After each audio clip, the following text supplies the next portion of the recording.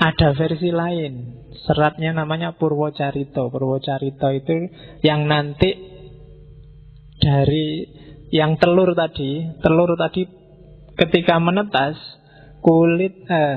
kuningnya jadi Manik Moyo, putihnya jadi Semar Ismoyo, dan kulitnya jadi Togog Tejo Mantri. Jadi itu kulitnya. Nah, itu versi-versinya Porowali. Dan di balik itu pasti ada visinya.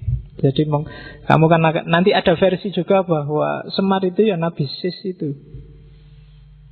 Jadi Nabi Sis itu keturunannya Adam yang tidak kembar. Adam itu punya anak 40 kali melahirkan Hawa itu dan kembar terus.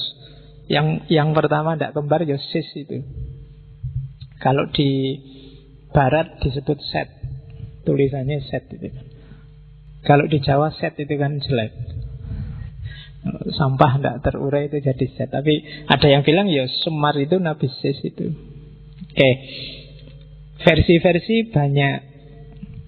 Cuma yang jelas sebenarnya orang Jawa menggambarkan Semar itu semacam, kalau bahasaku, kalau kalian menggambarkan Tuhan itu seperti apa dengan segala wataknya, terus gambarin Tuhan itu maha kuasa, maha penyiksa, maha opo wae, gambarlah. Dalam versinya orang Jawa, gambarnya akan muncul kayak gambari Semar itu. Jadi semacam personifikasi dari pandanganmu tentang Tuhan. Dan bagi orang Jawa kalau digambar seperti apa, ya gambarin nanti kayak Semar itu. Itu manusia bukan manusia. Disebut anak kecil juga ndak, orang tua juga ndak. Antara nangis apa ketawa ndak jelas. Dan itu Semar.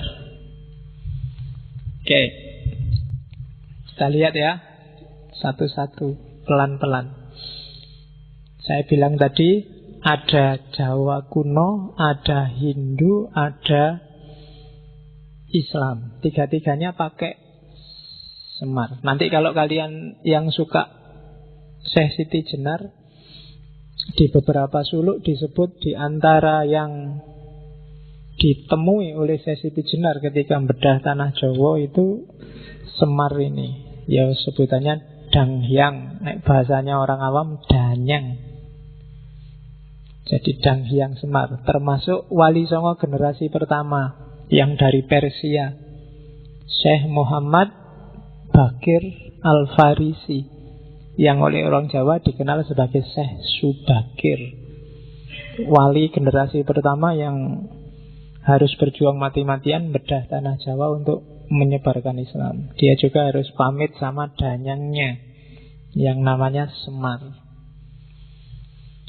Oke, jadi danyang itu Danghyang, di situ tak sebut ya. Kalau dang itu semacam kata sandang. Kalau sekarang ada si, ada sang, itu Danghyang. Cuma kata sandang untuk memuliakan dewa atau leluhur. Itu dang, sama kayak sang, sama kayak Ra. Makanya kalian sering dengar istilah Sang Hyang. Ya kan? Hyangnya sendiri, Hyang itu sesuatu yang disucikan, disakralkan. Jadi Sang Hyang itu kayak Sang Suci. Dang Hyang juga sama, kayak Sang Suci. Jadi Hyang itu spiritual. Makanya ada kahyangan. Kahyangan itu surga, tempat yang suci, tempatnya orang-orang suci, itu kahyangan. Di Bandung ada Parahyangan. Di Jawa Tengah ada Dihyang. Dihyang itu tempat bersamayamnya dewa-dewa. Terus di lidahmu terus jadi Dieng. Ketika kamu menyembah, mengabdi pada yang suci, istilahnya sembah yang.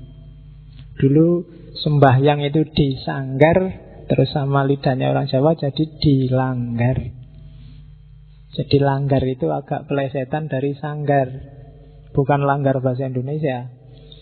Kamu biasanya kalau guyon kan gitu, Pak, sholat nomor 2 Pak, bisa dilanggar. Langgar itu bukan dilanggar terus kamu tidak sholat, tapi langgar itu dari asal kata sanggar. Karena dulu orang memuja dewanya ada di Sanggar. Dan itu tokohnya adalah Dang Hyang Semar. Nanti di akhir sesi, semoga tidak kesusu-susu, saya ingin menjelaskan sedikit tentang filsafat ketuhanannya Dang Hyang Semar.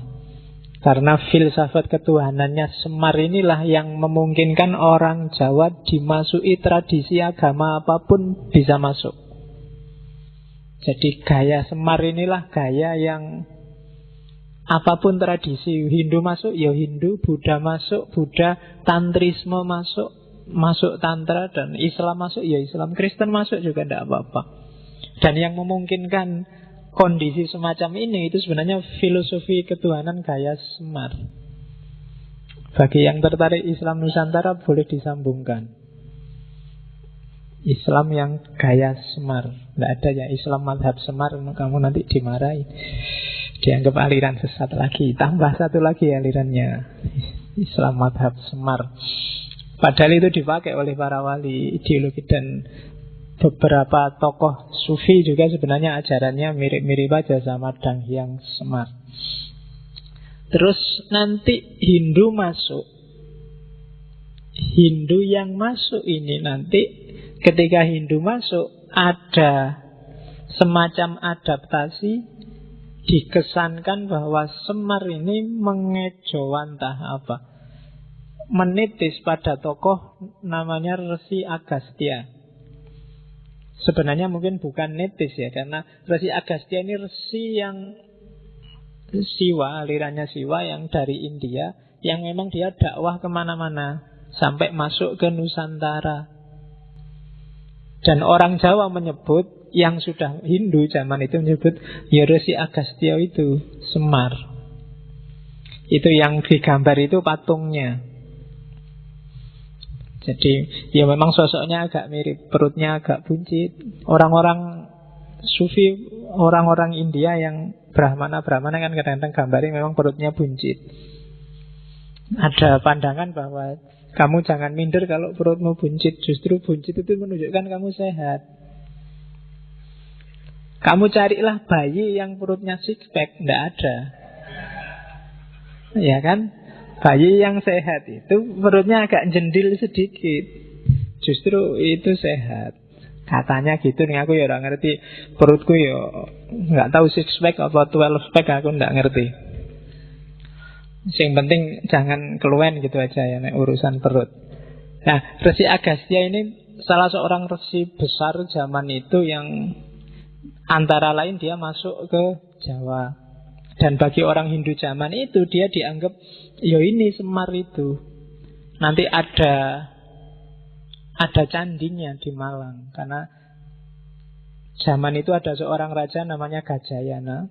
Yang nama Gajayana ini nanti dijadiin stadion di Malang, yang bikin kuil khusus untuk Resi Agastya plus patungnya. Nanti kamu cari, saya lupa nama desanya, saya tak ingat kecamatannya, Kecamatan Dau.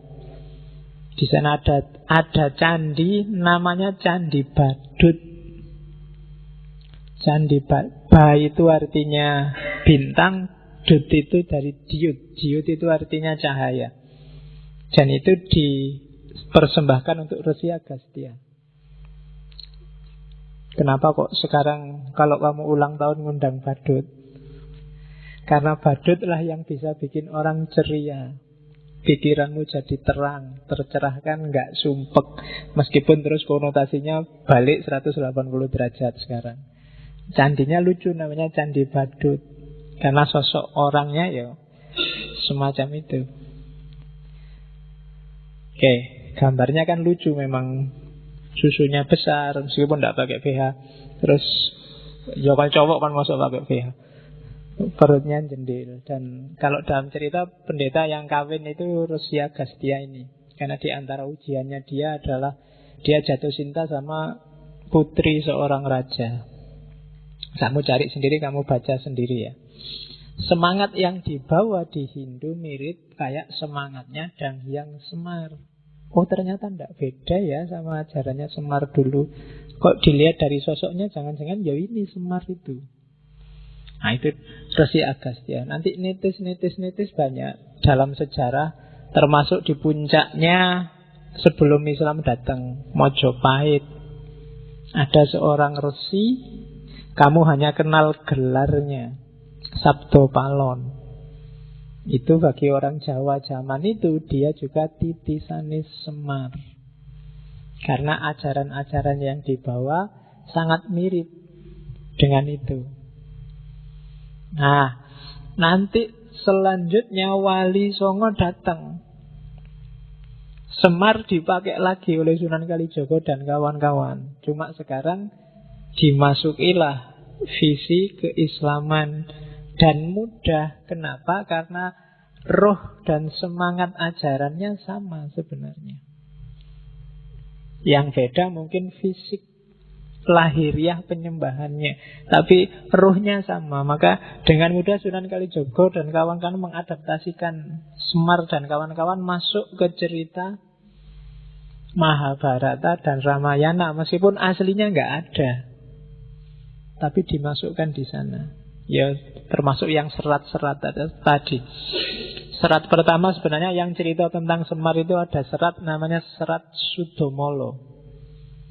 Selat Sudomolo ini cerita yang nanti melahirkan tradisi ruwatan. Yo, kamu cari sendiri isinya. Di situ nanti Semar muncul sebagai yang momong Sadewo. Sadewo itu Pendowo yang paling ragil.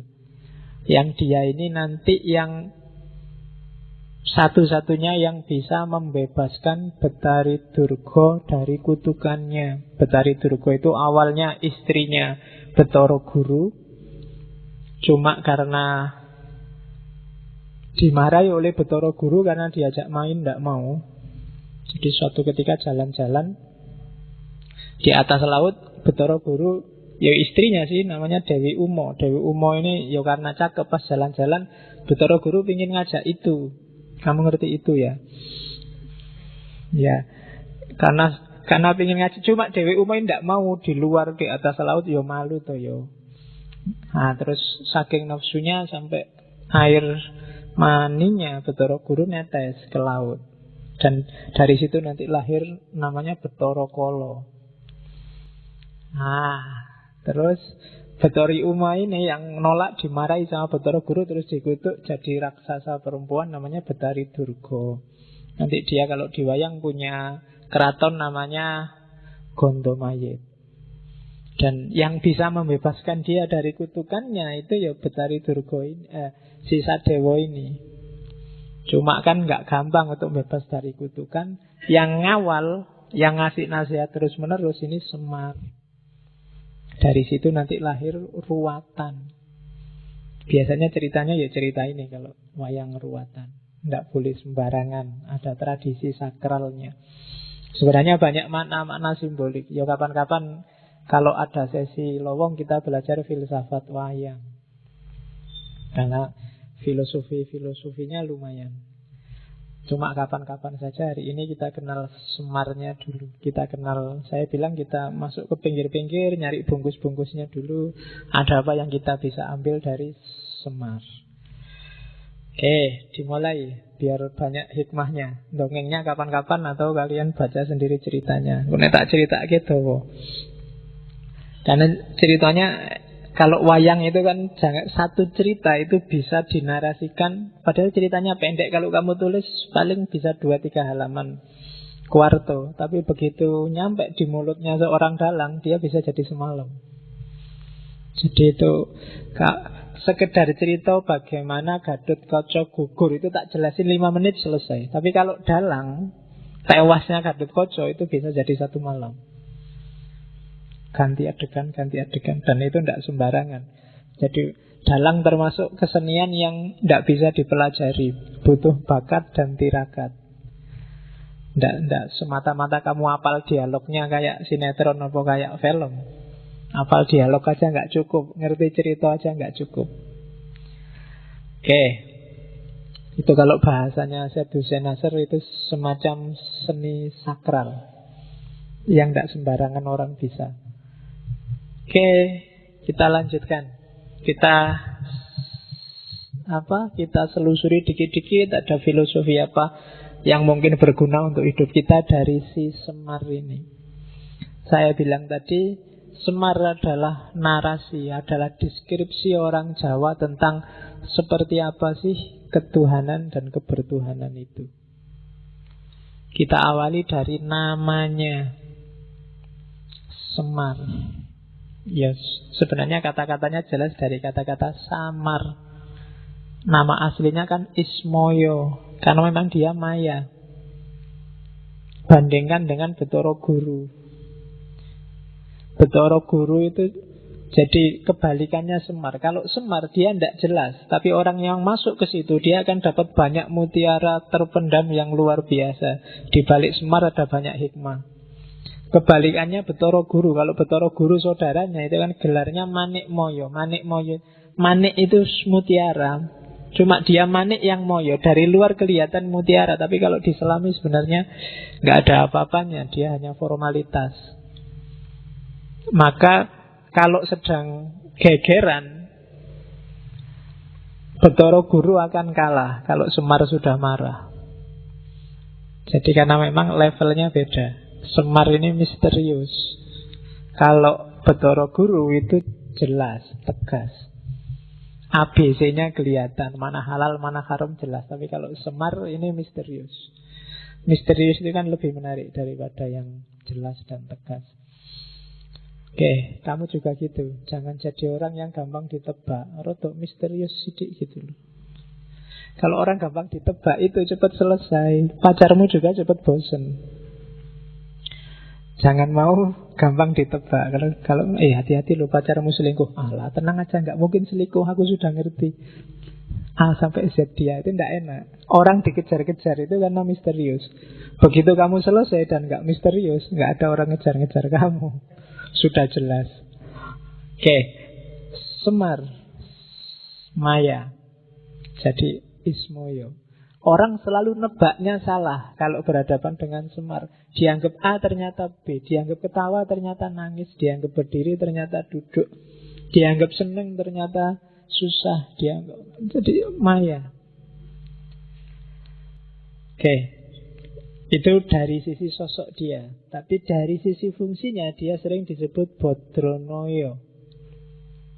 Bodronoyo, Ki Lurah Bodronoyo. Saya lupa, di Facebook kelihatannya banyak yang pakai nama Bodronoyo.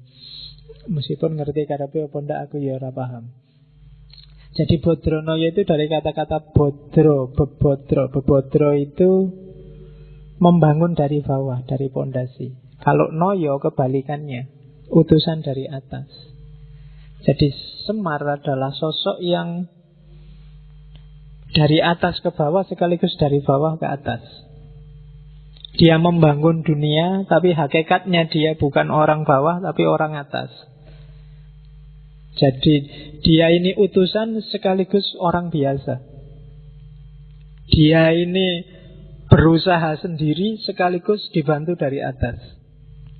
Makanya Semar Bodronoyo. Dan tidak mudah jadi semacam ini. Orang biasanya salah satu. Kalau kiai-kiai, para ulama, para wali itu biasanya noyo, nayoko. Dia dapat ilham, dapat wangsit dari atas terus jadi. Atau kayak kita yang awam itu biasanya bodro. Kita dari bawah, belajar sendiri, nyari hikmah sendiri, sinau sendiri. Tapi kalau Semar dua-duanya. Dalam banyak cerita bahkan Semar nantang kahyangan. Itu kan nantang yang atas. Namanya akan disebut Semar Gugat. Jadi Semar Gugat itu Semar tidak terima kalau ada skenario dari para pimpinan dalam tanda petik termasuk Betara Guru yang di kahyangan yang tidak adil. Kalau dia sudah merasa semacam itu, biasanya terus dia melakukan gugat. Kalau Semar sudah gugat, nggak ada yang berani ngelawan. Dan itu biasanya personifikasi terus sama orang-orang sering ditafsirkan kalau ada rakyat marah dan demo, itu versi Semar yang gugat, orang kecil yang marah. Tapi sebenarnya Semar nggak sekedar orang kecil. Dia orang kecil sekaligus orang besar. Dia dari bawah sekaligus dari atas. Itu filosofi namanya Semar. Dan sampai di level ini sebenarnya ini sudah kecanggihan ramuannya para wali. untuk menyatukan di satu sosok sekaligus seorang filosof sekaligus seorang wali. Itu agak berat. Bodronoyo. Kalau dalam tradisi Persia kan ada beberapa filosof yang sekaligus wali. Filosof ketika berhadapan dengan manusia, di hadapan Allah dia seorang wali. Ya mungkin kenal model-model Ibnu Arabi, Jalaluddin Rumi dan kawan-kawan. Itu bisa digelari Bodronoyo. Dari bawah ke atas sekaligus dari atas ke bawah. Dan itu seperti apa hakikatnya pasti misterius, susah ditebak, makanya digelari Semar. Di luar dua nama ini dia punya puluhan nama sesuai cerita masing-masing. Setiap cerita kadang-kadang ada namanya sendiri. Tapi yang utama ini Semar dan Bodronoyo. Oke, itu dari segi nama. Sekarang dari segi fisik. Harus pakai kacamata.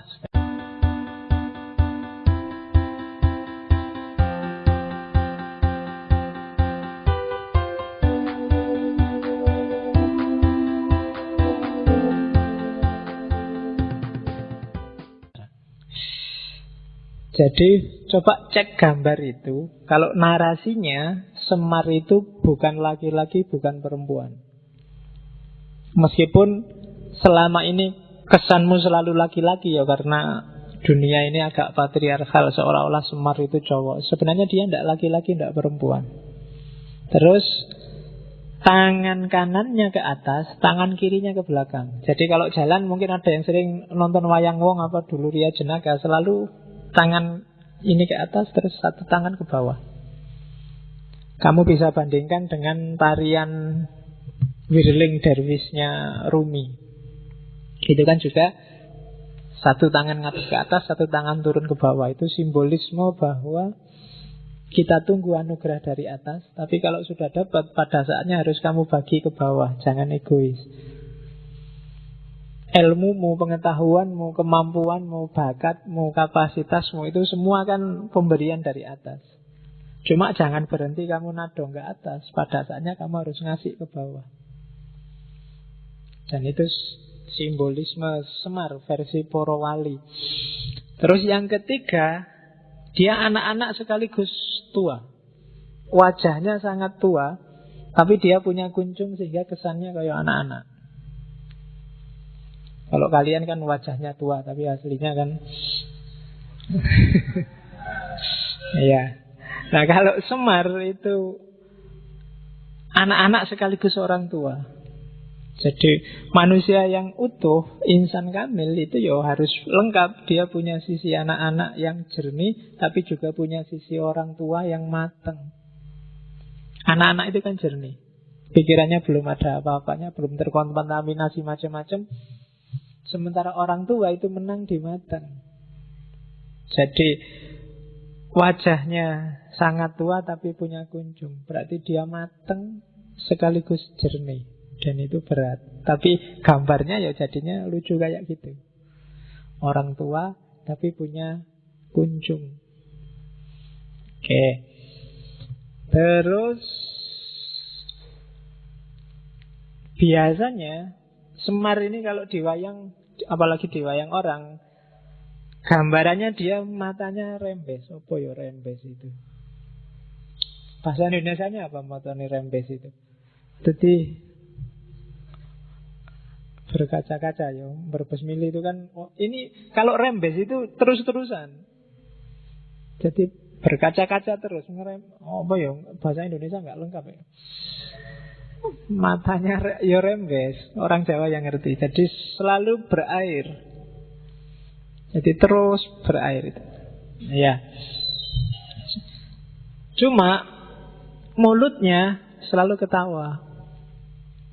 Jadi matanya rembes, selalu berair, tapi selalu senyum, selalu ketawa. Itu gabungan antara keprihatinan dan antara duka dan suka. Itu hidup. Jadi analoginya para wali untuk menggambar manusia yang utuh itu ya bisa senang, bisa sedih. Terus ya dalam dialog dia sering ketawa karena lucu.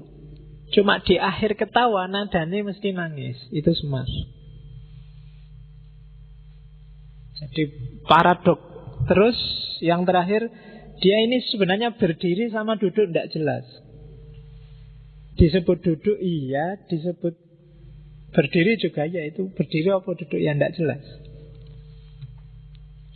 Jadi kalau di Purwocarita tadi, kenapa kok bawahnya besar sekali? Di seratnya Ronggowarsito ada cerita bahwa 3 saudara ini, Togog, Bathara Guru sama Semar, satu ketika rebutan siapa yang berhak ganti Sang Hyang Tunggal. Akhirnya lomba siapa yang paling cepat makan gunung. Jadi lomba mangan gunung. Yang pertama nyoba makan itu Togog. Togog itu nekat gunung diambil ditelan. Cuma karena nggak muat terus bibirnya robek panjang itu. Makanya bibirnya terus robek. Semar yang ngerti, itu nggak bisa. Kalau ditelan berarti bibirnya robek. Akhirnya yang enak dimakan dikit-dikit aja, yang penting habis. Dimakan dikit-dikit, cuma resikonya terus perutnya jadi besar luar biasa. Sebelum Bathara Guru ikut perlombaan, ketahuan sama bapaknya, terus dimarahi dan diusirlah ke bumi. Itu versi Islam Jawa tentang Semar. Cuma ini sebenarnya ingin menggambarkan dia ini antara berdiri dan duduk itu tidak jelas. Makanya namanya Semar. Dia samar, dia maya. Setiap bagian dari dirinya itu sebenarnya simbol-simbol luar biasa. Dia punya banyak makna. Itu simbolisme fisiknya. Terus Semar sering digambarkan warnanya hitam. Itu tidak untuk nyindir bahwa orang Jawa kulitnya hitam. Tapi para wali punya filosofi sendiri. Karena unsur 4 itu kan api, angin. Yang paling mantap itu kan bumi. Bumi itu warnanya hitam. Hitam itu simbol dari bumi. Dan dianggap unsur yang paling tinggi. Kenapa dianggap unsur yang paling tinggi? Filosofinya 3. Yang pertama, bumi itu, tanah itu sifatnya teguh, diam, diinjak-injak, ya kan? Dijarah-jarah, kamu apain aja tanah itu tetap teguh. Bahkan dia melindungi apapun yang semula ngerusak dia. Besok kamu mati kembali ke bumi juga, bumi tidak menjepit kamu, tidak marah-marahin kamu, ya monggo. Kamu yang tadi nginjak-injak dia, sekarang kamu dilindungi oleh bumi. Jadi bumi sifatnya diam, teguh. Manusia yang profilnya bumi itu biasanya orang yang teguh pendirian, tidak gampang terombang-ambing. Diinjak, disusah-susah, di atas dia ada apapun dia nggak terpengaruh. Itu manusia versi bumi. Bahkan yang kedua, semua unsur yang lain, api, air, dan angin, itu dia bisa eksis dalam wilayah bumi. Tapi bumi tidak pernah sombong, tidak pernah gaya. Semar itu lebih sakti dari dewa manapun, tapi dia tidak pernah menunjukkan bahwa dia orang hebat, orang sakti. Tiap hari hanya cengenges-cengenges, ngasih nasihat sama yang dia ngomong dan seterusnya. Itu gayanya bumi. Dia punya segalanya. Api bisa menyombongkan diri dengan kedahsyatannya, air dengan kekuatannya, apalagi angin. Tapi semua bisa eksis kalau ada bumi. Dan buminya sendiri nggak pernah pamer. Dia nggak pernah sombong. Yang terakhir, bumi diapain aja, dia selalu mempersembahkan yang baik-baik. Kamu jahat, kamu kurang ajar, kamu angkara murka, bumi selalu ngasih kamu yang baik. Ngasih tumbuhan, ngasih makanan, ngasih kehidupan, itu bumi. Maka Semar dikasih warna hitam, simbol dari keteguhan, simbol dari kemanfaatan, simbol dari ketidaksombongan. Apa air, api, dan angin tidak penting, penting. Tapi semua berada di bawah levelnya bumi dan tanah. Oke, itu filosofi warna hitam. Makanya Semar digambar pakai warna hitam. Jadi kalian yang kulitnya hitam tidak usah minder. Nah, filosofinya tinggi. Kalau ditanya kamu, jadi kalau kulitmu kok hitam, loh jangan salah, hitam itu unsur yang paling tinggi karena dia melambangkan bumi. Nah, lumayan tau kamu dapat dalil untuk pede pas kulitmu hitam. Oke, jadi itu filosofinya warnanya dia. Jadi dari warnanya kita bisa ngambil hikmah. Jadilah bumi yang tidak gampang terpengaruh, dijajah orang seperti apapun, diangkara murkai orang kayak apapun, kamu nggak terpengaruh, bahkan selalu ngasih yang baik-baik. Setinggi apapun kemampuanmu, sedahsyat apapun kekuatanmu, kamu nggak pernah menonjolkan diri. Jadi kamu dahsyat tapi tidak sombong. Kamu teguh, tidak mudah terpengaruh, dan kamu selalu memberi yang baik dan yang terbaik untuk yang lain. Itu versinya bumi. Dan bisa kamu ambil pelajaran dari sosoknya Semar. Oke, terus kelanjutannya. Semar itu kuncungnya 8. Kuncung itu ada yang di rambutnya itu. Bukan yang di belakang loh ya, di depan. Kuncung itu di depan. Nah, kuncung nih, sekarang jarang orang cukur model kuncung ya. Kalau zaman saya kecil, cukurnya mesti kuncung. Jadi sini tuwipis, terus sini tinggal kayak Ronaldo zaman Piala Dunia ya, kayak jambul. Cuma itu kalau Semar itu 8, kayak biasa kayak siji itu. Kalau Semar 8, jadi bisa dibayangkan. Cuma 8 ini simbol dari kekuatannya dia. Sebenarnya ini ajaran sangat sufistik dari Semar itu. Gara-gara kuncungnya itulah dia punya kekuatan tidak pernah lapar, tidak pernah ngantuk, tidak jatuh cinta. Bisa ngabut. Ya, tidak sedih, tidak capek, tidak sakit, tidak kepanasan, tidak kedinginan. Ini sebenarnya mau bilang bahwa Semar tidak terpengaruh oleh apapun di luar dirinya. Kayak minggu lalu kita belajar Krishna itu kan, yang paling menonjol adalah jangan mudah terpengaruh oleh segala yang di luar dirimu. Lapar, ngantuk, jatuh cinta, sedih, capek, merasa sakit, panas, dingin, itu kan segala yang di luar dirimu. Dan 8 kesaktian ini sifatnya tidak agresif, tidak ofensif. Jadi kalau kamu punya sekali pukul bisa mati, itu kan kekuatan ofensif, menyakiti orang. Tapi kalau kamu punya 8 ini, selesai. Tidak ada yang bisa ngalahin kamu, termasuk para dewa. Wong kamu tidak bisa merasa sakit, tidak bisa capek, tidak bisa merasa panas, nggak sumpek, tidak jatuh cinta, wis. Itu selesai sudah. Orang saktinya kayak apa tidak akan bisa menaklukkanmu.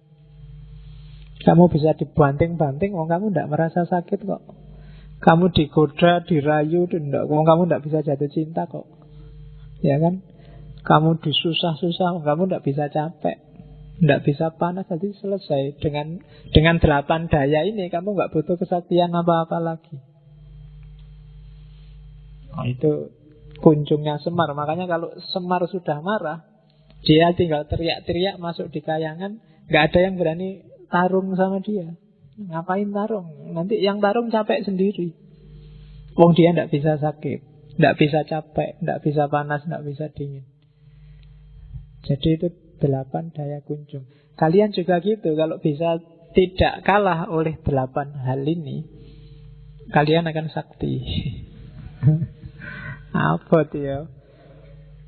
Ndak lapar, apa mana ndak lapar. Iya. Ndak ngantuk, sapa lagi. Kamu duduk sebentar ya sudah liir-liir. Ndak jatuh cinta sang soyo. Baru diputus saja kalau ada yang anu ya ayo. Bahkan sudah punya pun ya kalau ada yang lebih anu ya ayo kan. Jadi ndak mungkin. Ndak sedih, kamu ndak mungkin kan ndak bisa sedih. Tapi kalau bisa jadi nggak sedih bagus. Ndak merasa capek. Ini susah wis. Ndak menderita sakit. Ndak kepanasan, ndak kedinginan. Kalau kamu bisa mengatasi ini, kamu sakti. Koyo Semar, ndak ada yang bisa mengalahkan kamu. Yuk ambil simboliknya.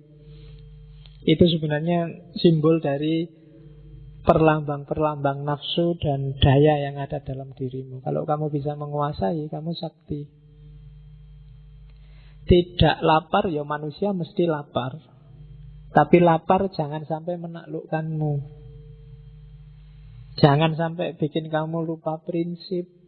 Jangan sampai bikin kamu menghalalkan segala cara. Itu berarti kamu sudah menaklukkan lapar. Ngantuk juga begitu, jatuh cinta juga begitu.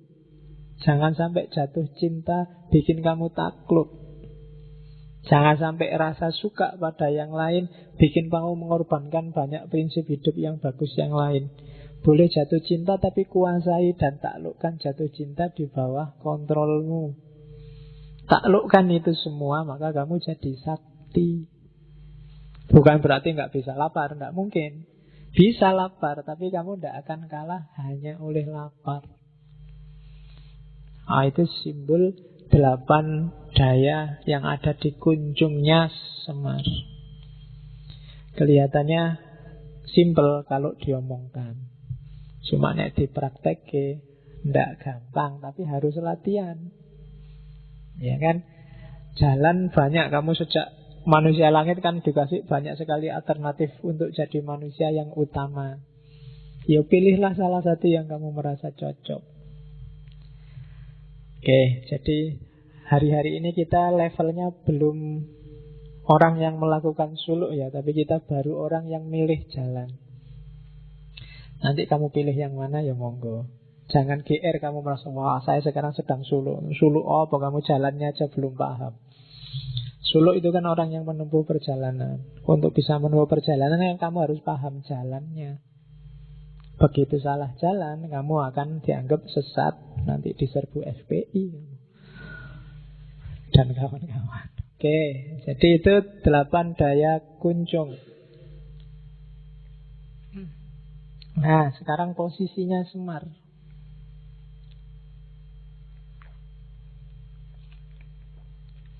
Yang pertama, Semar, dari semua orang tadi kan jelas paling tidak dia punya 2 posisi. Dia dewa yang kamanungsan.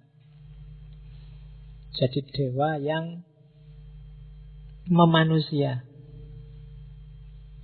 Jangan salah, orang Jawa lebih suka dewa yang memanusia daripada manusia yang mendewakan diri. Itu sebabnya orang Jawa lebih suka Siwa daripada Wisnu. Kemarin cerita Krishna. Krishna itu kan Wisnu. Krishna itu kan manusia yang mendewa. Aslinya manusia, anaknya manusia biasa yang mendewa jadi dewa. Beda sama Siwa. Kalau Siwa ya dewa, turun ke bumi dia sebagai dewa. Kalau di wayang Siwa itu kan jadi Betara Guru itu. Jadi orang Jawa lebih suka dewa yang memanusia dibandingkan manusia yang mendewa. Kalau ditarik ke dunia yang sekuler, berarti orang Jawa lebih suka pemimpin yang merakyat daripada rakyat yang gaya jadi pemimpin. Jadi makanya Semar lebih disukai. Dan agama besar sebelum Islam kan Siwa Buddha, bukan Wisnu Buddha. Jadi dari Hindu cuma diambil Siwanya. Karena orang Jawa lebih suka dewa yang kamanungsan. bukan manusia yang mendewakan diri. Oke. Jadi lebih bagus kamu merasa jadi manusia biasa dengan kualitas dewa, ya kan, daripada kamu merasa jadi dewa dengan kualitas manusia. Nanti kamu pikir sendiri ya kalimat itu. Itu mikirnya harus panjang menafsirkan itu. Jadi dewa kamanungsan. Hari ini banyak orang yang lebih suka ngaku dewa dengan kualitas manusia biasa. Ngaku dewa itu ngaku jadi orang soleh, ngaku jadi orang pinter, ngaku jadi ustadz, ngaku jadi, kan banyak yang ngaku. Jadi jangan panik dengan orang yang ngaku-ngaku jadi dewa, karena itu cuma ngaku. Dewa yang sejati hakikatnya pasti samar, maya. Tidak sembarangan orang bisa menangkap. Makanya kalau dalam kajian sufi ada debat panjang, apakah seorang wali itu ngerti kalau dirinya wali. Karena begitu dia ngerti kalau dirinya wali, kewaliannya dipertanyakan. Oh, itu susah itu, bulat itu kalau di tasawuf diskusinya tidak selesai-selesai. Di hikam itu masih debatable. Tafsirnya bisa macam-macam. Jadi apakah seorang wali itu ngerti? Kalau ada yang bilang kalau dia wali yang sejati dan sampai di puncak kewaliannya, justru dia dijaga oleh Allah dari ngerti kalau dirinya wali. Karena begitu dia ngerti kalau dirinya wali, pasti di situ ada rasa akunya. Rasa dirinya sendiri masih ada, dirinya sendiri sebagai wali itu. Dan itu semacam kesombongan. Dan kalau orang masih ada bibit itu, sebenarnya dia belum wali. Maka siapapun yang merasa wali pasti belum wali. Wow, itu susah itu ilmu nih. Kamu padahal sudah bercita-cita jadi wali sejak kemarin, tapi kok ya teori ini berubah. Termasuk kalau kamu merasa jangan-jangan aku ini wali, Pak, padha wae, itu jenisnya. Jadi justru yang wali yang sejati nggak mikir ke situ.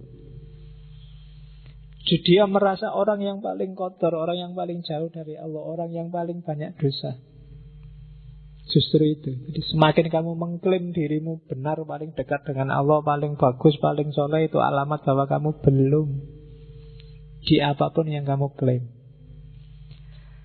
Oke, yang kedua, Semar sebagai ponokawan ya. Kalau orang sering salah menyebutnya punokawan, sebenarnya yang pas ponokawan. Pono itu artinya jernih, visinya jelas.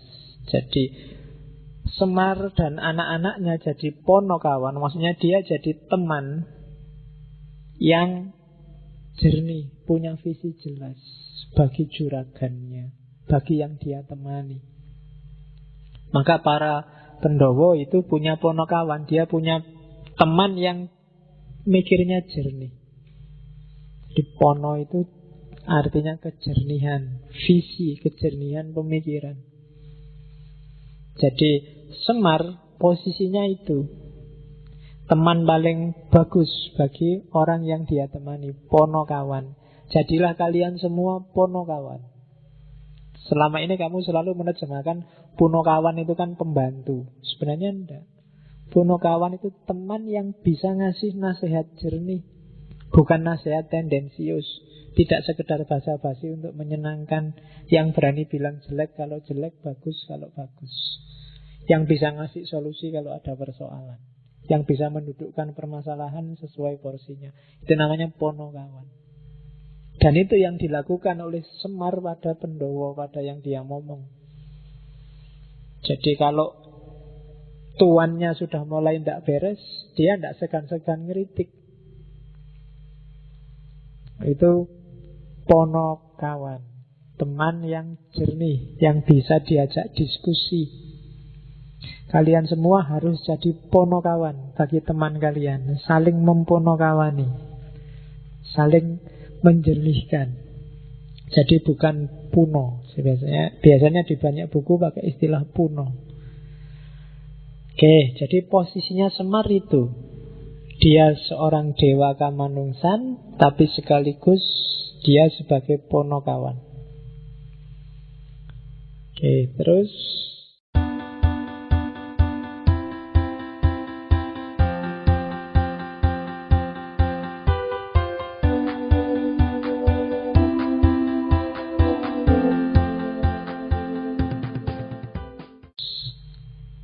jingle. Tulisannya jingle, macamnya jingle. Jingle itu dalang manapun setiap kali menampilkan Semar, kalimat pertama yang diucapkan pasti itu. Bergegek, ugek-ugek, mel-mel, sakndulit. Kadang-kadang dibaca sakndulito, langgeng. Kadang-kadang nggak pakai langgeng tapi ole-ole. Tapi itu intonasinya lucu nek. Karena saya bukan dalang ya ora iso lucu. Mungkin yang kamu bisa dalang bisa mengintonasikan itu dengan bagus. Jadi bergegek, ugek-ugek, mel-mel, sakndulit, langgeng. Bergegek itu kamu diam gak ngapa-ngapain. Ugek-ugek itu bergerak-gerak. Mel-mel itu mengais-ngais, nyari makan. Sakndulit ya sakndulit. Langgeng itu abadi. Itu filosofi hidup untuk aktif, jangan pasif. Bergegek daripada kamu bergegek, ugek-ugeklah, gerak-geraklah, berupayalah, berusahalah. Mel-mel, yaitu makna harafiahnya nyari makan. Tapi cari apapun yang memang kamu ingin cari. Mimpimu apa, tujuanmu apa, kais-kaislah. Sakndulit, meskipun hasilnya cuma sangat sedikit, cuma sakndulit. Sakndulit itu kalau kamu pakai sabun colek terus mau culit, itu kan sakndulit namanya. Cuma akan langgeng. Kenapa langgeng? Kamu nikmati karyamu. Rasanya beda daripada kamu dikasih orang atau tidak menghasilkan apa-apa. Kamu nulis sendiri dan jelek, itu lebih langgeng daripada jiplak tulisannya orang lain. Nulis jelek itu sakndulit kan, isone mau sidik pak jelek lagi, tapi itu langgeng, lebih abadi, lebih masuk dalam jiwamu. Jadi jangan bergegek. Nah, barang siapa yang sekarang bergegek, ugek-ugeklah. Nah, lo itu nasihati Semar. Mel-mel sakndulit langgeng. Jadi yang sedang merasa diam, tidak punya karya, tidak aktif, pasif, hidupnya monoton, rutinitas yang tidak membuahkan apa-apa, ugek-ugeklah. Gerak-geraklah. Hasilkan sesuatu. Entah itu pikiran, entah itu perbuatan, entah itu produk apa. Tapi hasilkan sesuatu. Sekecil apapun, sejelek apapun, dia akan langgeng. Dia akan abadi. Nah, jadi tidak sekedar lucu. Kalau di dalang itu moconnya lucu. Dan biasanya yang lihat ketawa. Tapi di balik itu ada filosofi yang luar biasa. Jangan diam, jangan bergegek saja. Kalau kamu bergegek saja, tesismu nggak selesai-selesai, skripsimu nggak beres-beres, ya kan? Ugek-ugek lah, gerak-gerak lah, apa ngono, moco-moco apa, nulis-nulis apa, nambah pengetahuan apa. Dapat sakndulit nggak apa-apa, lama-lama jadi sak gunung. Gitu loh. Jangan pasif.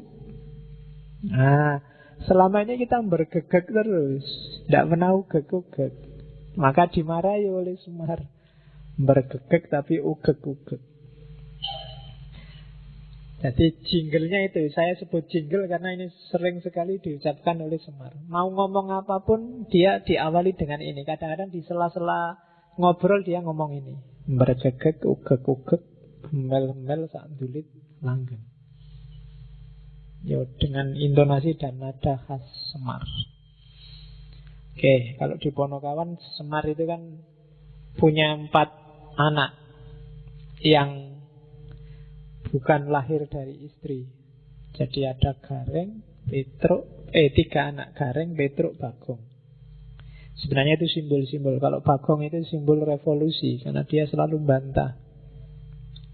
Kalau Gareng itu simbol kritisisme, dia selalu mempertanyakan. Kalau Petruk itu simbol ketidakterikatan oleh aturan, pokoknya oleh dunia di level apapun. Itu Petruk, yaitu ciptaannya para wali.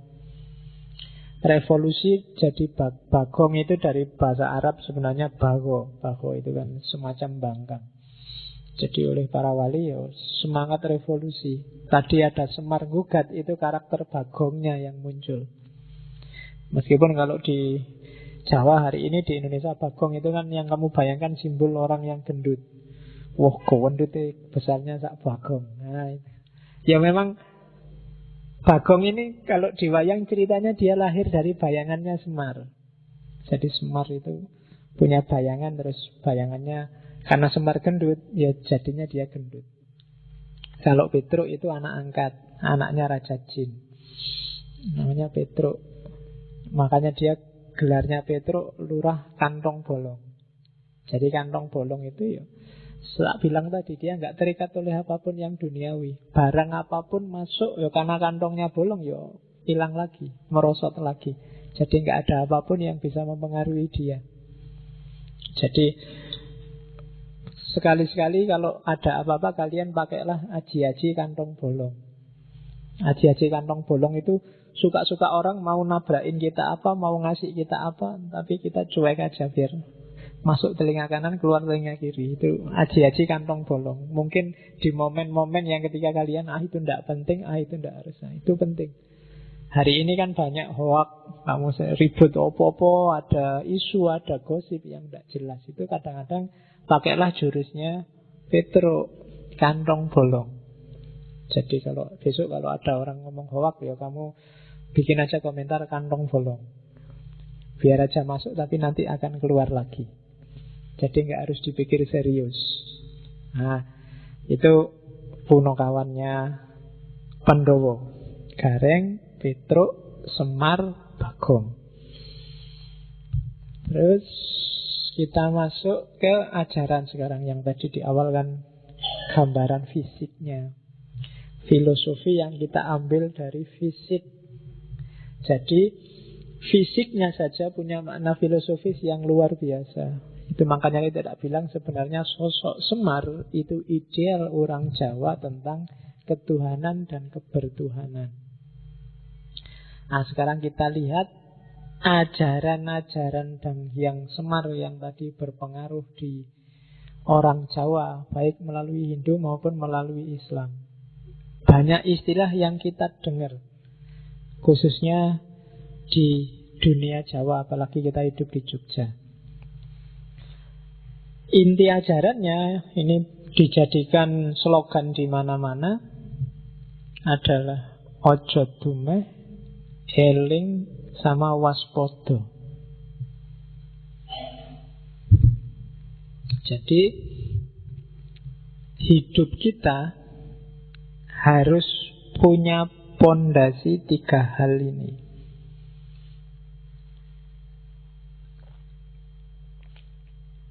Ojo dumeh, eling, sama waspodo. Ojo dumeh itu sikap mental, eling dan waspodo itu pikiran. Jadi ojo dumeh itu makna harafiahnya jangan mentang-mentang. Di level apapun, perilaku, kata-kata, ucapan, bahkan termasuk kata hati, bersitan yang muncul di hati. Jangan mentang-mentang, ojo dumeh. Mentang-mentang cakep terus gontak hati pacar, itu ojo dumeh. Mentang-mentang pinter terus minteri kancane, itu ojo dumeh. Mentang-mentang banyak kan kamu mentang, bahkan kadang-kadang kan kamu jelek aja mentang-mentang. Ya kan, mentang-mentang jelek saya nih kan, gitu ada kan. Oke, mentang-mentang jomblo kan ada. Banyak loh kamu mentang-mentang itu. Kamu bisa nyari contoh sendiri sebanyak mungkin. Oke kan, kadang-kadang miskin aja kan mentang-mentang. Saya miskin loh, saya ini termasuk golongan orang yang tertindas loh, saya ini mentang-mentang gitu, mentang-mentang miskin. Hati-hati, aja dumai. Jadi yang bisa mentang-mentang itu nggak cuma yang kaya. Jadi begitu kamu larut oleh kondisimu saat ini dan kamu jadikan dia modus untuk kepentinganmu yang sementara, itu biasanya sudah dumai. Aja dumai. Gitu loh. Mentang-mentang ndak lulus kuliah terus, itu kan mentang-mentang. Ya kamu teruskan sendiri. Mentang-mentang jomblo kalau malam minggu terus ngapain gitu kan. Ya wis, kamu rumuskan sendiri. Pokoknya aja mentang-mentang. Termasuk laki-laki dan perempuan. Kadang-kadang jangan salah, perempuan mentang-mentang juga ada. Mentang-mentang perempuan apa-apa pengen didahulukan. Kan ada ladies first kan gitu. Meskipun ngantrinya telat, kan ladies first, minta pertama. Itu termasuk. Cowok juga begitu. Mentang-mentang cowok, banyak sekali contohnya. Mentang-mentang santri, mentang-mentang ikut ngaji filsafat, sekarang kemana-mana ngomongin filosofis. Nah, itu termasuk mentang-mentang. Baru ngerti 1-2, wah kemana-mana sudah berfatwa filsafat. Ojo dumeh. Oke, sejauh mana itu dumeh apa enggak, kalian yang bisa ngukur. Karena ukurannya itu tidak bisa materinya, tapi sikap batinmu. Hal yang sama mungkin mentang-mentang di yang satu, tapi di yang satu sebenarnya enggak. Pinjem uang misalnya, karena kamu tidak punya duit terus pinjem uang. Gayamu pinjem uang, sikap batinmu pinjem uang, itu akan menunjukkan kamu mentang-mentang apa enggak. Termasuk ketika kamu ngutangi. Sikap batinmu ketika ngutangi temenmu itu bisa beda antara kamu mentang-mentang dan enggak mentang-mentang. Yang ngerti kamu sendiri. Jadi ojo dumai. Yang kedua, gimana caranya Pak biar saya enggak dumai? Eling. Selalu hadirkan Tuhan dalam hidupmu. Selalu hadirkan yang sejati di kepalamu. Kalau dia hadir terus, biasanya kamu terhindar dari dumai. Lawan paling gampang dari dumai itu ikhlas. Dan untuk bisa ikhlas, kamu harus eling. Selalu hadirkan Allah setiap mau ngambil keputusan. Selalu masukkan dia di hatimu dan di kepalamu. Itu namanya orang eling. Eling itu kalau dalam konotasi Jawa tidak sekedar kamu ingat dia ada, tapi dia berpengaruh dalam hidupmu. Misalnya kamu ingin membela agama, terus kamu mukul orang, ngeprok-ngeprok toko. Kalau ditanya, mbok ingat Allah, mesti ngomong, ini karena saya ingat Allah, ingin bela Allah. Tapi itu ingat dan bela Allah hanya di mulut. Allah tidak hadir dalam hidupmu, karena nggak mungkin Allah semacam itu. Ketika kamu mencaci maki misalnya, apalah orang yang nggak cocok alirannya sama kamu. Ketika kamu maki-maki ini, meskipun kamu merasa ini demi Allah, ini demi kejayaan agama, tapi perilakumu tidak menunjukkan bahwa kamu sedang eling. Karena kalau kamu eling, kamu tidak mungkin berani maki-maki. Kamu tidak mungkin berani mukul-mukul, tidak mungkin berani melecehkan orang. Kamu akan malu. Kenapa ada Allah dalam hidupmu? Jadi itu gunanya eling. Ojo dumeh, eling. Terus yang ketiga, waspada. Waspada itu hati-hati, tidak sembrono. Kenapa harus waspada? Jangan-jangan yang kamu tadi eling, yang kamu lakukan tidak cocok, bikin malu. Kalau ketahuan sama yang kamu eling tadi. Maka hati-hati. Jadi sekali-sekali tidak sholat nggak apa-apalah, nggak ada yang cerewet ini. Tapi nggak enak ya. Katanya kan itu eling dan waspodo. Jangan-jangan hanya gara-gara salah kecil ini terus Allah tidak berkenan, terus Tuhan tersinggung, marah sama aku, susah nanti. Itu waspodo namanya. Jadi eling dan waspodo itu biasanya satu paket. Orang yang tidak waspodo biasanya gampang kehilangan elingnya. Orang yang selalu eling itu biasanya cenderung untuk waspodo. Jadi ojo dumeh, eling dan waspodo. Itu yang jadi basis ajaran. Kalau di filsafat Jawa biasanya dikonotasikan sama Semar. Oke, terus sikap mentalnya apa yang utama? Itu ada 3. Tadah, peradah, dan yang ketiga ora wegah. Tadah itu sikap mental yang dikasih apa aja ndak apa-apa, ndak komplain, ndak mengeluh, selalu bersyukur. Itu namanya tadah. Jadi kalau di agama mungkin semacam qanaah. Itu tadah. Dikasih apa aja ya. Dapat sedikit alhamdulillah, dapat banyak alhamdulillah. Alhamdulillah Pak, saya malam ini ngaji ndak ngerti apa-apa belas. Itu alhamdulillah ndak apa-apa. Itu namanya tadah. Berarti Allah belum mengizinkan saya ngerti sesuatu. Mungkin memang belum waktunya. Alhamdulillah, itu tadah. Alhamdulillah Pak, saya sudah lulus 3 tahun yang lalu. Cuma pacar belum dapat-dapat. Nggak apa-apa, tadah. Mungkin Allah belum mengizinkan aku dapat pacar. Mungkin dengan jomblo aku bisa lebih dekat sama Allah. Wow. Ya apa-apa lo kan bisa digiring ke sana. Itu tadah. Terima kasih ya Allah, kamu ndak ngasih aku kesempatan untuk banyak dosa dengan jomblo misalnya. Lo itu tadah namanya. Jadi ndak ada yang ndak bisa disyukuri bagi orang yang punya sikap mental tadah. Dapat alhamdulillah dapat berarti aku harus belajar lagi. Memang aslinya aku belum ngerti apa-apa sih, kalau dikasih A malah keliru. Harusnya memang biar tak sampai aku ngerti terus dapat A. Itu namanya tadah. Kamu bisa nyari momen apapun yang paling sedih, paling tidak enak, tapi kalau sikap mentalmu tadah, tidak ada yang bikin kamu sedih. Kamu akan selalu bersyukur. Alhamdulillah dikasih sakit, berarti oleh Allah disuruh istirahat. Allah berarti masih sayang, ada kesempatan ngurangi dosa. Banyak.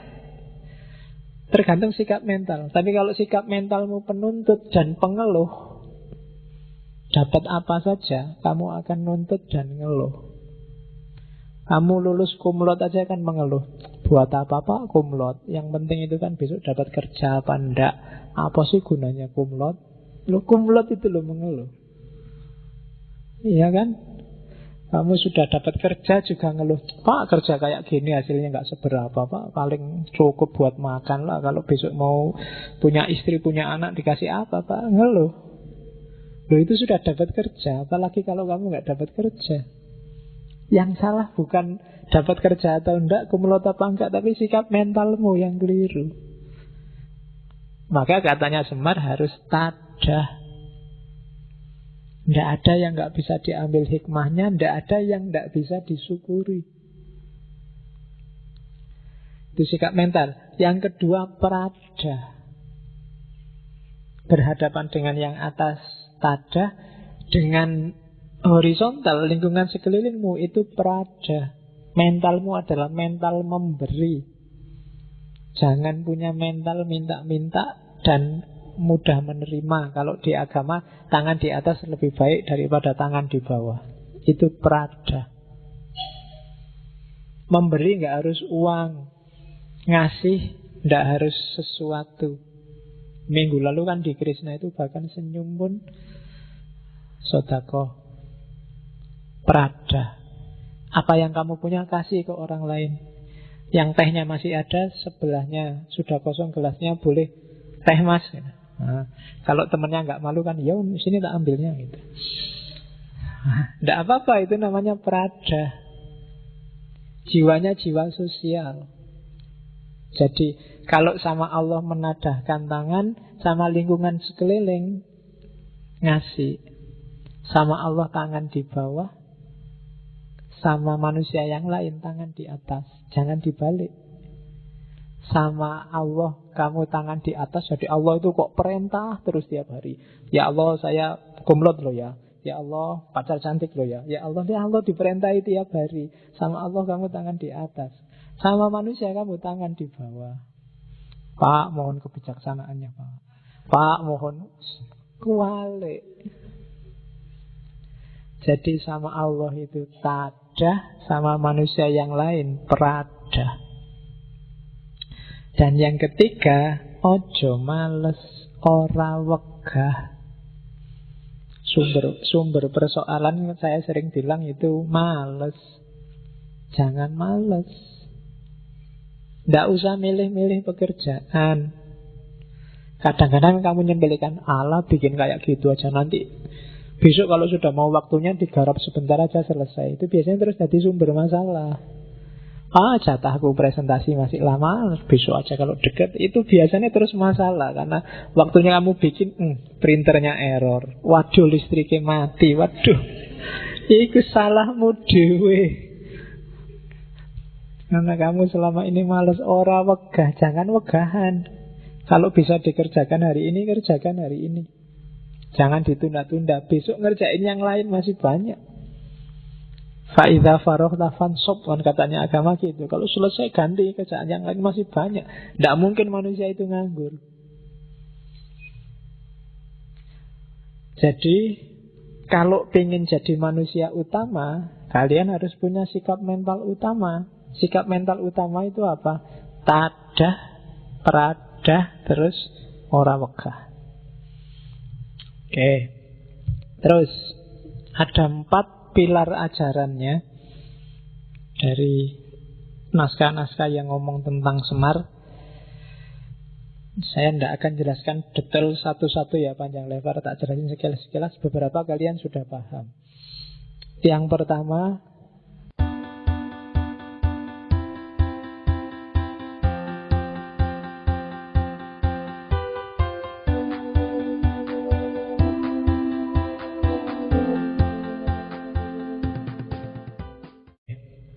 terus ada 4 pilar ajarannya dari naskah-naskah yang ngomong tentang Semar. Saya tidak akan jelaskan detail satu-satu ya, panjang lebar, tak jelasin sekilas-sekilas. Beberapa kalian sudah paham. Yang pertama, sering sekali disebut manunggaling kawula Gusti. Hakikatnya saya sebut itu setara karena konsepnya mirip dengan ittihad, hulul, wahdatul wujud, fana, dan baqo. Ittihad itu dari bawah ke atas. Jadi ittihad itu usaha seorang hamba untuk menyatukan diri dengan Tuhan. Jadi bersatu. Kalau sudah bersatu, ya biasanya manusianya hilang. Kancanya lawannya ittihad itu hulul. Kalau hulul dari kata-kata halla. Kebalik, kalau hulul Tuhannya yang masuk ke dalam diri manusia. Tuhan merasuki manusia. Kata-kata merasuki ini sering banget disalahpahami, terus dianggap manusianya jadi Tuhan. Sebenarnya nggak serumit itu. Kalau kamu berpikir yang ada di pikiranmu, yang jadi pertimbangan kesadaranmu itu selalu Allah, itu sama dengan Allah manjing dalam dirimu. Ketika kamu mau melakukan apa saja, pertimbangannya Allah, itu hulul. Kamu jadikan, ketika kamu melihat sesuatu, kamu mikir, Ini yang diridhoi Allah apa enggak, melihat yang kayak gimana sih? Ini ngomong yang menurut Allah baik kayak gimana sih?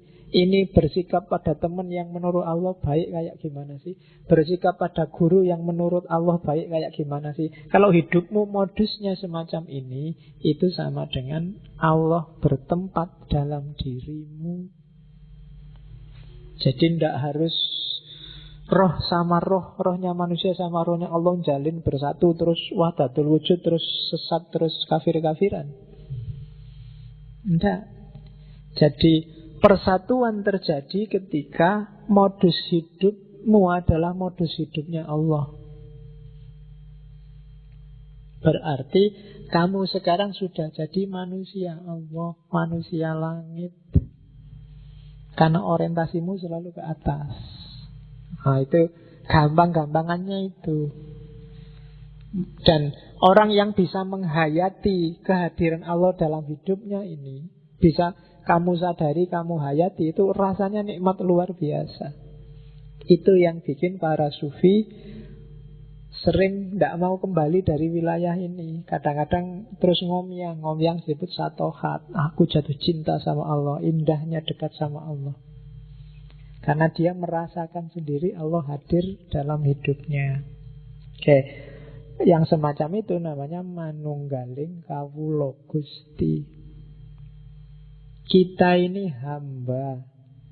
Manunggal dengan Tuhan kita berarti apa? Lenyapkan kepentinganmu, yang kamu bunyikan kepentingan majikanmu.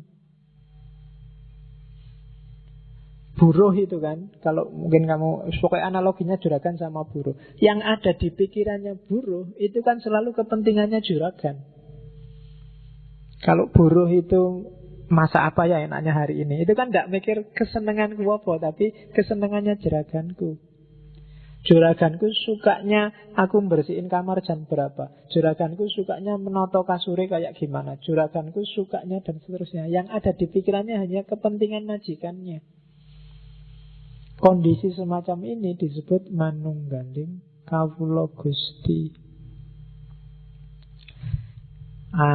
Jadi modenya semacam itu. Ya kalau itu kepemimpinan berarti jangan khawatir.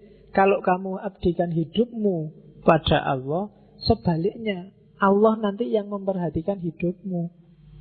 Kamu gak usah khawatir nanti saya makan apa, jangan-jangan kakean sholat nanti saya ndak sempat kawin, Pak. Kakean poso nanti saya ndak sempat kerja, Pak. Kalau kamu abdikan hidupmu untuk Allah, jangan khawatir, Allah yang ngopeni hidupmu. Dan level ini jalan sedalam penghayatanmu. Kalau kamu ragu-ragu, misalnya kamu hanya yakin mode ini 10%, ya Allah akan main di hidupmu 10%. Kalau kamu yakin mode ini 20%, ya mainnya Allah dalam hidupmu 20%. Kalau kamu memperhatikan kepentingannya Allah 20%, Allah memperhatikan kepentinganmu 20%. Manunggalnya semacam itu. Kalau kamu bisa 100% lebur, maka kamu jadi manusia langit, manusia Allah. Itu manunggaling kawula Gusti. Oke, itu kalau di kitab-kitab biasanya jelimet. Sebenarnya maknanya simpel. Pakai analogi tadi, juragan sama pembantu. Terus pilar yang kedua. Jadi ajaran yang pertama ngajarin kita bahwa persembahkan hidupmu secara total hanya untuk Allah. Manunggalkan hidupmu dengan Allah. Itu manunggaling kawula Gusti. Inna sholati wa nusuki wa mahyaya wa mamati lillahi rabbil alamin. Persembahkan hidupmu, ibadahmu, hidup matimu hanya untuk Allah.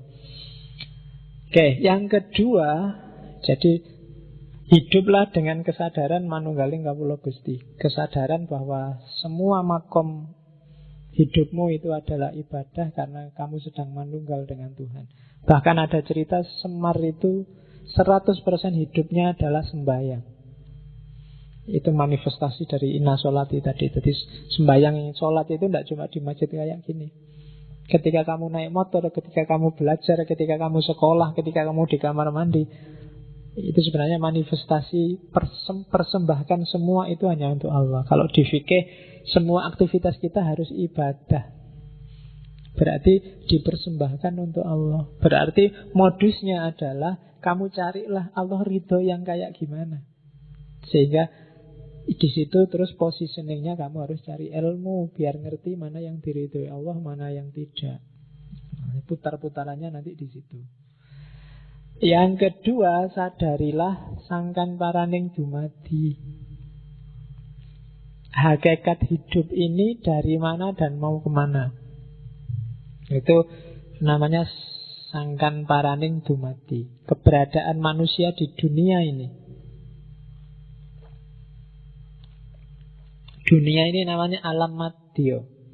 Sebelum kita hidup sekarang ada alam purwa. Hidup yang akan datang namanya alam wusono.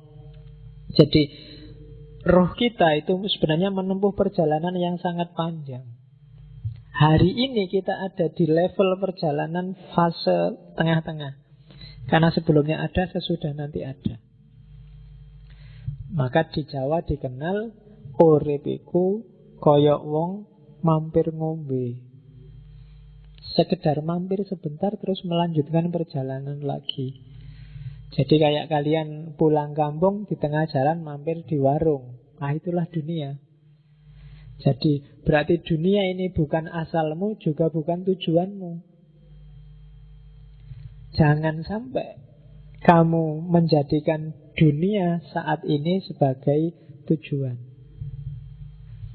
Karena begitu kamu jadikan tujuan, kamu sedang keluar dari jalur sangkan paraning dumadi. Innalillahi wa inna ilaihi roji'un. Itu kan dari Allah dan untuk Allah. Kita akan kembali ke sana. Jadi modelnya melingkar. Itu yang disebut sangkan paraning dumadi. Kita dari Allah dan akan kembali ke Allah. Jangan sampai kita nyeleweng, kita ngambil jalur yang nanti tidak nyampe ke sana. Jadi perjalanan kita menuju ke sana hanya mampir ngombe, minum sebentar terus melanjutkan perjalanan lagi. Maka jangan terlalu diambil hati dunia ini. Katanya orang-orang kejawen, ya dunia biarkan jalan apa adanya, ambil secukupnya untuk bekalmu. Karena perjalanan masih jauh. Kalau terlalu kamu ambil hati, ya bisa-bisa hatimu tertambat di dunia ini, padahal perjalananmu masih panjang. Ketika hatimu tertambat oleh dunia, kalau bahasanya filsafat Islam, nafasmu tidak bisa mutmainnah. Padahal hanya nafsul mutmainnah yang bisa irji'i ila rabbiki. Jadi itu teori sangkan paraning dumadi. Oke, saya agak cepet-cepet ya nanti biar kena semua. Oke, terus ya nanti yang nggak terlalu paham diulang lagi rekamannya. Karena ini ilmu yang nggak bisa dikejar hanya pakai akal, harus dihayati. Jadi dokumen yang tidak cukup dipahami, tapi harus direnungkan. Paham gampang. Di atas paham kamu harus bisa merenungkan. Setelah kepegang, direnungkan itu berarti dicari relevansimu dengan kehidupanmu sehari-hari. Kalau sudah ketemu hasil renungan, jalankan, implementasikan, lakukan itu. Dari situ kamu akan ketemu kemuliaan, pencerahan. Sama kayak Al-Quran. Al-Quran itu ya memang harus dibaca, tapi di atasnya baca ada dipahami. Cuma jangan sekedar dipahami. Kalau kamu pahami, jangan-jangan pemahamanmu berhenti di abad ke-6. Kamu renungkan. Direnungkan itu cari relevansinya sama hidupmu. Kalau sudah ketemu itu, berarti kamu sudah bisa ngambil petunjuk dari Al-Quran. Implementasikan. Sama kayak sastra-sastra Jawa. Ilmu kayak gini kan kalau di Jawa sering disebut sastra cetha. Atau sastra cetha itu sastra yang tidak ada tulisannya. Kamu membacanya harus lewat realitas kehidupan sehari-hari. Sering disebut sastra jendra hayuningrat. Kalau zaman dulu anak-anak muda kayak kalian dianggap tidak mungkin bisa paham sastra jendra. Paham bisa, tapi menghayati tidak akan bisa. Paham itu berarti ngerti karepe. Tapi ngelakoni nggak mungkin bisa, karena di Jawa ilmu itu kelakoni kanthi laku. Maka tantangannya adalah patahkan mitos bahwa hanya orang-orang tua yang ngerti sastra jendro. Kalian yang muda sebenarnya ya bisa, asal mau ini yang abot. Godaannya oke. Kamu selalu diiming-imingi oleh besok kerja apa, besok dapat pacar apa enggak, pacarnya jelek apa enggak, terus bisa kaya apa enggak, bisa beli mobil apa enggak, kurang punya rumah apa enggak, dan seterusnya. Itu yang sering bikin kamu terhalang. Jadi hijabnya dunia. Bahkan hari ini kayak ramalannya Nabi, hijabnya bahkan muslim yang lain.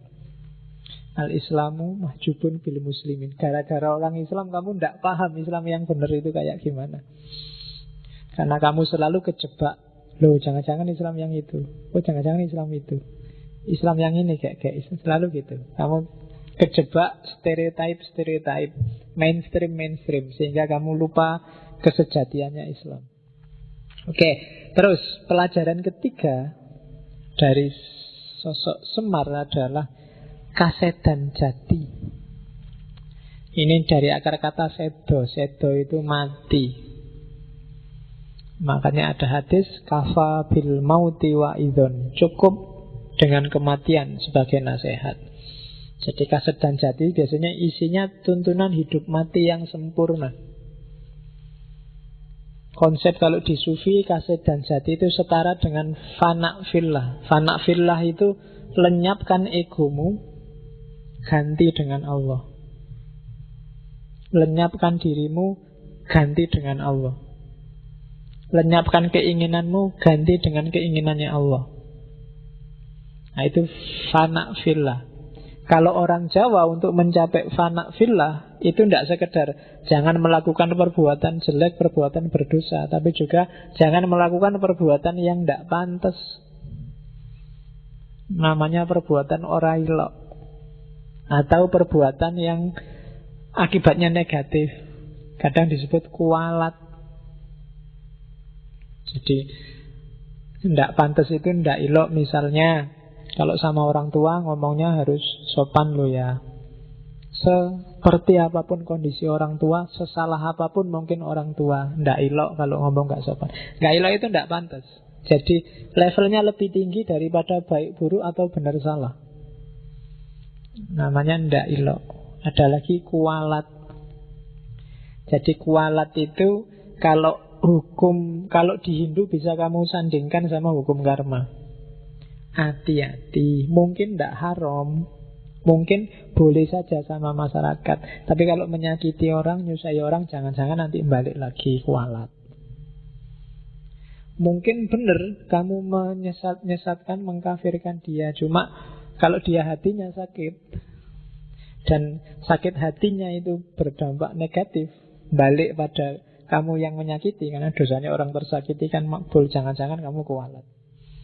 Itu semesta kosmologisnya Jawa kenal terminologi ora ilok sama kualat. Jangan ya meskipun segitu ya jangan segitunya lah. Ngono ya ngono ning ya aja ngono. Islam ya Islam ning ya jangan segitunya. Nah itu kenapa khawatir kualat. Kualat itu jangan-jangan balik ke dirimu sendiri. Yang ngeritik jangan sampai segitunya lah. Jangan-jangan kamu nanti kena masalah yang sama. Itu namanya kualat kalau di Jawa. Dan ini agak susah dicari bahasa Indonesianya kualat itu apa, agak susah. Kualat itu ndak ono. Ora ilok juga ndak ada. Ndak pantas sebenarnya itu agak serampangan. Ndak ilok itu ndak selalu pas dengan ndak pantas, tapi ndak ilok. Di luar Jawa saya nggak tahu ada apa enggak. Ndak ilok sama kualat. Kalau kualat mungkin sudah di bahasa Indonesia kan. Tapi sebenarnya konsepnya mungkin agak jejer sama kalau di Hindu ada karma, buah perbuatan. Oke, yang keempat ada pelajaran itu nulisnya pelajaran Maksudnya pilar ajaran ya, mocone aja disambung. Dadi pilijaran. Itu maksudnya pilar ajaran. Kalau di Indonesia terus jadi pelajaran. Cuma kalau kamu salah moco jadi pel. Terus yang keempat, memayu hayuning bawono. Ini istilah yang paling sering kamu dengar hari-hari ini dari Sultan Hamengkubuwono. Buwono apa bawono kan gitu, terus kamu gegeran. Oke, di nas-nas Jawa itu memayu hayuning bawono. Jadi memayu hayuning bawono itu memperindah keindahan dunia. Itu kan agak unik terminologinya. Lah sudah indah kok diperindah lagi. Maksudnya apa? Memberi makna hidup. Hidup ini sudah bermakna, sudah indah. Berilah makna yang indah. Caranya gimana? Memayu itu, bawono itu maksudnya dunia sekarang ya, jagat rame kalau bahasanya orang Jawa. Jadi memayu itu apa? Tanamkan kebaikan. Nanti dia akan tumbuh kebaikan juga. Ini logikanya petani. Kalau kamu nanam yang baik, hasilnya juga baik. Dunia ini sudah cantik, tapi kalau kamu tidak cantik, kecantikannya akan rusak. Maka percantiklah dunia yang sudah cantik ini. Caranya apa? Berbuatlah baik. Kalau kamu berbuat baik, dunia ini akan semakin cantik. Karena buah perbuatan baikmu adalah kebaikan juga. Itu makna aktifnya. Makna pasifnya apa? Kekanglah egomu, kekanglah hawa nafsumu, kontrollah dia biar tidak ngerusak dunia. Karena yang ngerusak dunia itu biasanya ya nafsu, hasrat, ambisi. Jadi memayu hayuning bawono, tanamkan kebaikan, kontrollah nafsu. Jalannya gimana? Ikro, bacalah realitas. Kalau di Jawa, membaca realitas itu lahir terminologi namanya ilmu titen. Alam semesta ini ada hukumnya. Untuk kita ngerti yang baik mana, yang buruk mana, titeni. Ilmu titen itu ilmu ingat-ingat. Bacalah sunatullah. Sunatullah ini enggak berubah, maka ingat-ingatlah. Kalau kamu malas, ya nanti tidak sukses, kamu akan bodoh. Kalau kamu tekun, rajin, kamu akan pinter. Ini ilmu titen. Titeni aja, diingat-ingat. Rumusnya tidak akan berubah kok. Itu yang kalau di Jawa namanya ilmu titen. Kalau musim kayak gini, nanti hawanya kayak gini, itu di Jawa lengkap. Di Jawa itu ada wuku, ada mongso, ada dino, ada weton, macam-macam. Itu jenis ilmu titen. Bisa merumuskan karakter orang, bahkan dari model wajah, dari bentuk tubuh, dari andeng-andeng, dari kalau orang Jawa adalah kalau andeng-andengnya di mana biasanya cirinya orang sekian. Kalau perempuan itu model rambutnya kayak gimana, cirinya sekian, model itu ilmu titen. Bahasa luasnya sunatullah. Jadi caramu untuk berbuat baik dalam rangka memayu hayuning bawono apa? Baca sunatullah. Itu yang disebut ilmu titen, ilmu petung, memperhitungkan dan niteni. Hidup ini ada rumusnya. Jangan ngawur. Oke, niteni ini kan nanti kalau di barat melahirkan sains. Ilmu pengetahuan sains yang luar biasa. Jadi modusnya orang barat itu kan gara-gara ilmu titen. Pinternya mereka membaca fenomena-fenomena alam yang ajek. Kalau dia tidak ajek, tidak akan jadi sains. Karena dia ajek terus dititeni dan dirumuskan, lahirlah sains. Itu yang disebut memayu hayuning bawono. Oke, pacarmu sudah nelpon. Dimarahi aku nanti, usarap jam 10 Sudah ditunggu sejak tadi. Oke, terus sedikit 10 menit ya tak jelasin.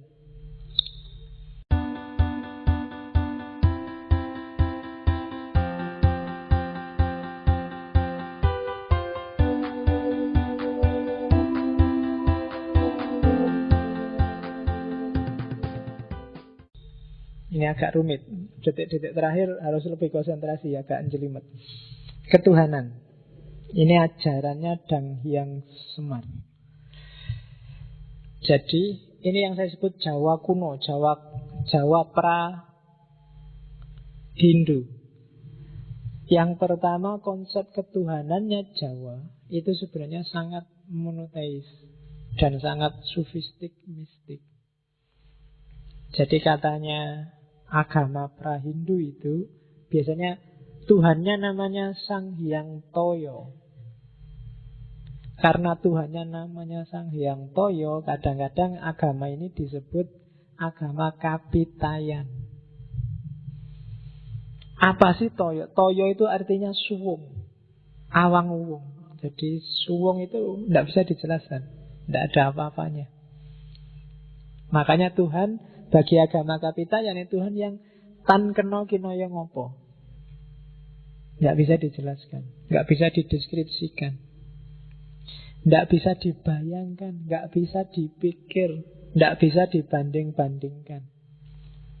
Dia adalah hampa. Jadi suwung itu hampa, awang-awang, tidak jelas, tidak dilahirkan, tidak berawal, tidak berakhir, dan seterusnya. Statusnya maya, samar.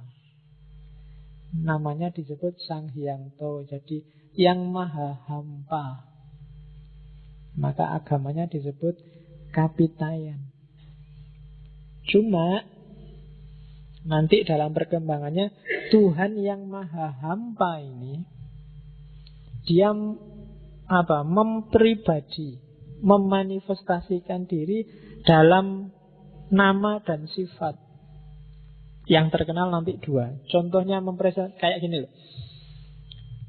Aku ini manusia, hakikatnya manusia. Tapi hari ini ketika di sini aku mempribadikan diri, merepresentasikan diri sebagai seorang yang ngajar, sebagai dosen, sebagai guru. Tapi nanti di rumah, di depan anakku, aku mempresentasikan diri sebagai bapak. Tapi hakikatnya tetap manusia. Nah, Sang Hyang Toyo ini, yang maha hampa ini juga begitu. Di hadapan manusia, dia menampilkan dirinya. Karena kalau enggak, dia tidak akan dikenal. Kayak hadisnya Sufi itu loh. Kuntu kanzan mahfiyan fa'ahbabtu an u'rofa fakholaktul holko fabi arofuni. Jadi aku itu khazanah tersembunyi, cuma aku ingin dikenal, maka aku ciptakan makhluk. Dan lewat makhluk itulah kemudian mereka akan kenal aku. Jadi Allah sendiri yang memperkenalkan dirinya. Karena kalau Allah nggak memperkenalkan dirinya, orang nggak akan kenal dia. Kalau di Al-Quran kan dikenal Asma'ul Husna. Asma'ul Husna itu kan ketika Allah memperkenalkan dirinya. Nama kamu sebut terus nama-namanya. Nah, Sang Hyang Toyo ini juga begitu. Cuma yang dikenal dia jadi mempribadi itu kayak tadi ya, memanifestasikan diri. Manifestasinya Sang Hyang Toyo itu namanya Tu atau To. Bandingkan dengan filsafat timurnya Cina yang kenal dengan Tao. Jadi ketika Tuhan mempribadi, itu namanya Tu. Ada Tu yang baik, ada Tu yang tidak baik. Jadi kalau gambarannya biasanya di naskahnya kayak telapak tangan. Ada punggung tangan, ada telapak tangan. Alam ini kan kualitasnya dua. Ada yang baik, ada yang buruk. Yang baik itulah nanti lahir istilah Tuhan. Kebalikannya, kalau ada yang jelek, yang jahat, Tuhannya dibalik jadi hantu. Iya. Jadi sifat tidak baik. Hantu itu manifestasi. Ya sekarang kamu hantu kan konotasinya jadi wong mati. Bukan itu. Jadi hantu itu Sang Hyang Manik Moyo itu permata yang hayalan. Tapi ada orang lewat hantu untuk ketemu Tuhan, ada. Karena memang dia juga salah satu manifestasinya Tuhan. Makanya hampir semua simbol mistik Jawa itu kebanyakan pakai istilah tugu, tumbal, tumbak, apalagi cari istilah tumpeng. Itu kan bisa dimaknai sakral semua yang ada tunya. Tunggul, banyak tunya. Oke ya. Nah, ada orang yang bisa langsung ketemu Sang Hyang Toyo. Mungkin karena kepribadiannya kuat, daya jelajah hikmahnya luar biasa. Para sufi misalnya, dia langsung ketemu Sang Hyang Toyo. Cuma ada yang tidak nyampe pikirannya. Dia butuh jembatan. Jembatan sifat-sifatnya tadi, manifestasinya Tuhan. Ya, yang level Sang Hyang Manik Moyo tadi. Nah, yang langsung ke Tuhan itu nanti kalau di agama namanya monoteis, langsung ke Tuhan, langsung ke Sang Hyang Toyo. Tapi ada juga yang harus lewat banyak media, namanya politeis. Ini yang bikin saya bilang tadi, kenapa Jawa itu agama kapitayan sangat adaptif. Hindu masuk, ya wis Hindu tidak apa-apa. Islam masuk, ya Islam. Kristen masuk, Islam. Karena bagi mereka Hindu, Islam, Kristen itu simbol yang tadi. Itu hanya salah satu dari banyak manifestasi ketuhanan, banyak nama-nama ketuhanan, sifat-sifat Tuhan yang memanifestasikan diri. Hakikatnya semua sama, Sang Hyang Toyo. Di Arab dia turun dan dipahami orang sana, dan lahirlah versi Islam. Mungkin juga lahir versi Kristen. Di India dia turun, dipahami orang Arya di sana, lahirlah versi Hindu. Dan di mata mereka macam-macam, itu kan namanya politeis. Macam-macam orang dipahami, tapi hakikatnya satu, Sang Hyang Toyo. Maka kamu mau jadi Hindu, mau jadi Islam, jadi Kristen, monggo. Asal kamu sadar bahwa semua itu hanya label dan nama manifestasi. Bukan salah, tapi itu manifestasi ketuhanan. Tuhannya yang sejati itu Tuhan Toyo, yang hampa, yang awang-upung. Jadi jangan berhenti di label, jangan berhenti di sifat. Kamu harus kenal ke zat. Selama kamu masih berhenti di sifat, karakternya masih politeis, masih macam-macam. Makanya kamu kan kadang bingung, Islam itu wakeh sing bener iki Syafi'i, Asy'ari, Hambali, Sunni, Syiah apa sing ndi? Karena kita ada di level sifat, kita belum masuk ke level zat. Dan agama kapitayan sudah menjelaskan jauh sejak awal bahwa tidak apa-apa ada macam-macam. Karena kalau nggak ada macam-macam, kalau hanya suwung, orang susah kenal Tuhan. Maka ada manifestasi, tapi jangan berhenti di manifestasi. Oke. Nah, nanti ada istilah tuah dan tulah. Tuah itu kan tadi ada manifestasi kebaikan, ada manifestasi kejelekan, kejahatan. Karena dunia ada dua dimensi. Mereka yang dapat kekuatan dari manifestasi-manifestasi yang baik, kekuatan ini namanya tuah. Mereka yang dapat kekuatan dari manifestasi-manifestasi yang negatif, kekuatan ini namanya tulah. Dan manusia yang bisa jadi pimpinan, apakah itu raja, apakah itu ulama, dia harus, kalau tidak punya tuah, ya punya tulah. Harus punya kekuatan ketuhanan. Apakah kekuatan itu melalui tuah, melalui jalur kebaikan, ataukah melalui tulah, jalur negatif. Tapi biasanya dari situlah nanti dikenal istilah itu tuwo, termasuk apalagi tuwo itu kan kalau di Jawa orang tua. Orang tua itu tidak semata-mata orang umurnya banyak. Tapi orang yang sudah punya tuah. Jadi punya tuah itu dia punya daya, punya kekuatan dari Sang Hyang Toyo tadi, dari jalur kebaikan. Makanya kadang-kadang kalau masih muda pun, kalau kualitasnya luar biasa, dia dianggap, oh, golek ke wong tua. Kadang-kadang golek ke wong tua itu bukan kok sing tua yang sudah umurnya banyak, tapi tua yang sudah mateng spiritualitasnya. Jadi jangan salah kalau ada tetanggamu misalnya di kos-kosan nyari, golek ke wong tua le, itu jangan kok carikan orang yang wis tua, tunuk-tunuk ndak bisa jalan. Maksudnya bukan itu, cariin orang pinter. Dan orang, kalau orang Jawa ngomong orang pinter itu bukan orang yang IP-nya 4. Jadi, ya, jadi nanti ono bapak kosmu bilang, le aku golek ke wong pinter le. Oh tenang aja pak, tak profesorku nanti tak ajak ke sini. Profesor belum ada apa-apanya bagi orang Jawa. Pinter itu orang yang punya tuah atau paling tidak tulah. Jadi punya daya ketuhanan. Apakah dari manifestasi positif atau manifestasi negatif. Terakhir, tak jelasin cepet-cepetan. Ada 4 golongan manusia di agama Kapitayan. Yang pertama manusia yang tutuk. Tutuk ini ringkesnya para wali, para mistikus, orang-orang yang bisa langsung nyampe ketemu Tuhan sendiri dengan kekuatannya sendiri. Di pikirannya sudah nggak ada dunia.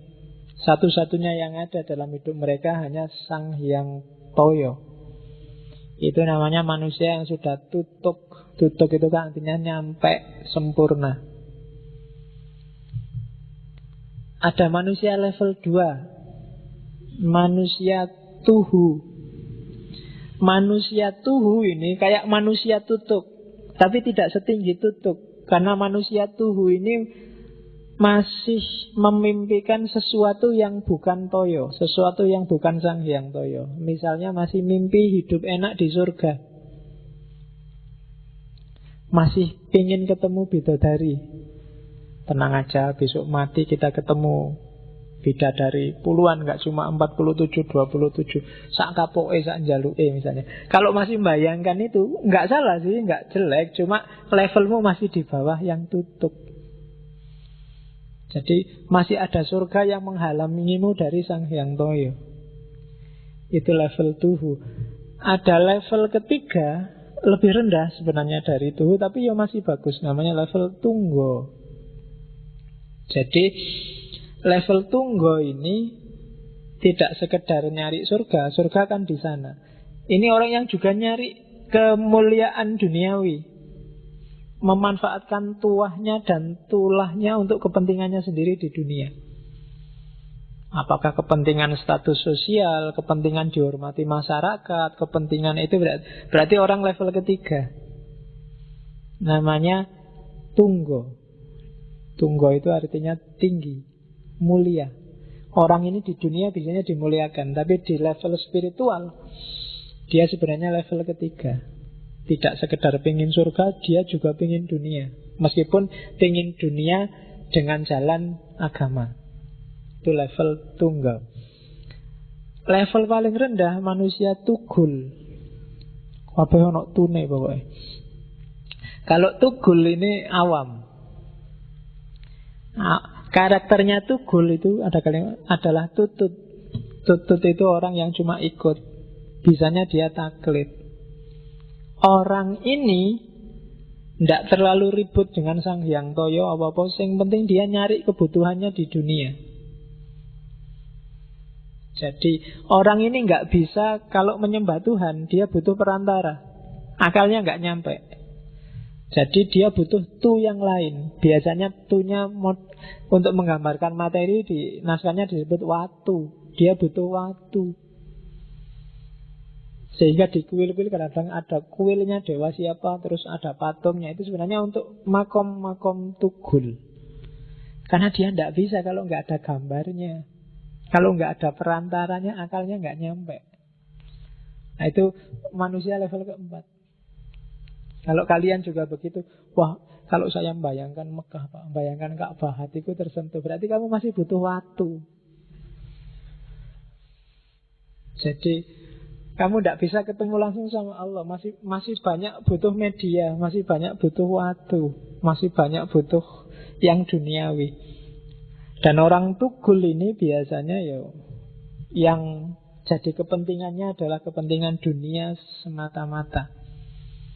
Jadi keinginan mereka, kebutuhan mereka, hasrat mereka, itu aja yang dianukan. Itu biasanya manusia, kalau di kita namanya awam, tidak bisa dijelaskan macam-macam.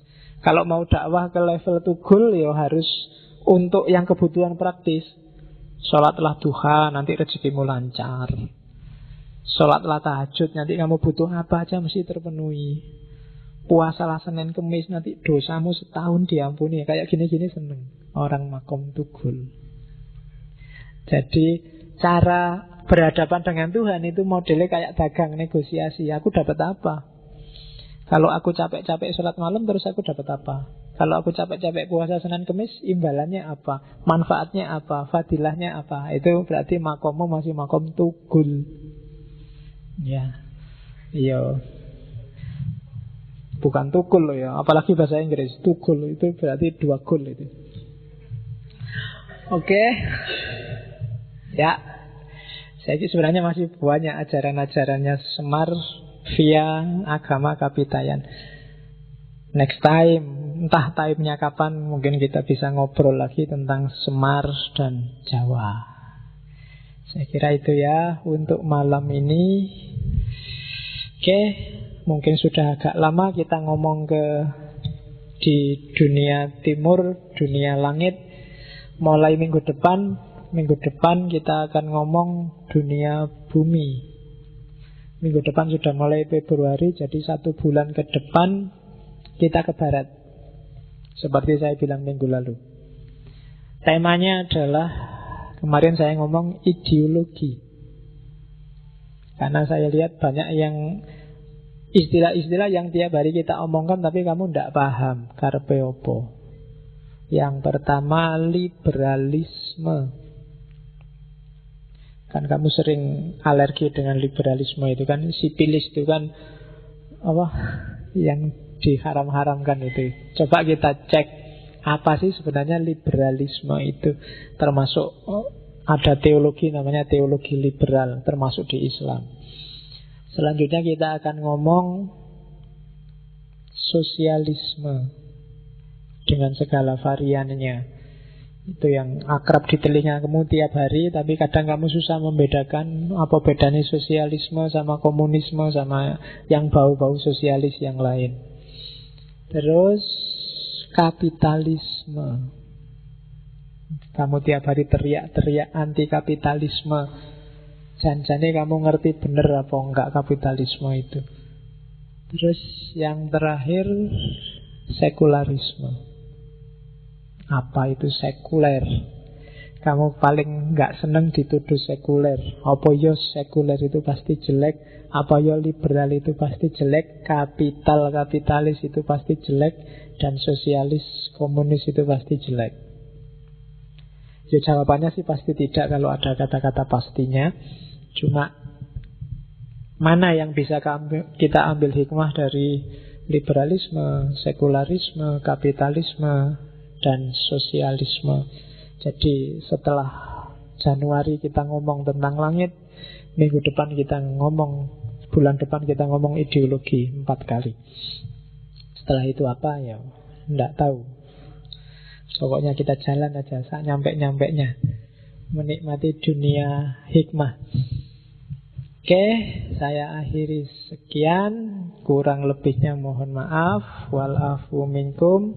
Wallahul muwaffiq. Wallahu a'lam bissawab. Wassalamualaikum warahmatullahi wabarakatuh.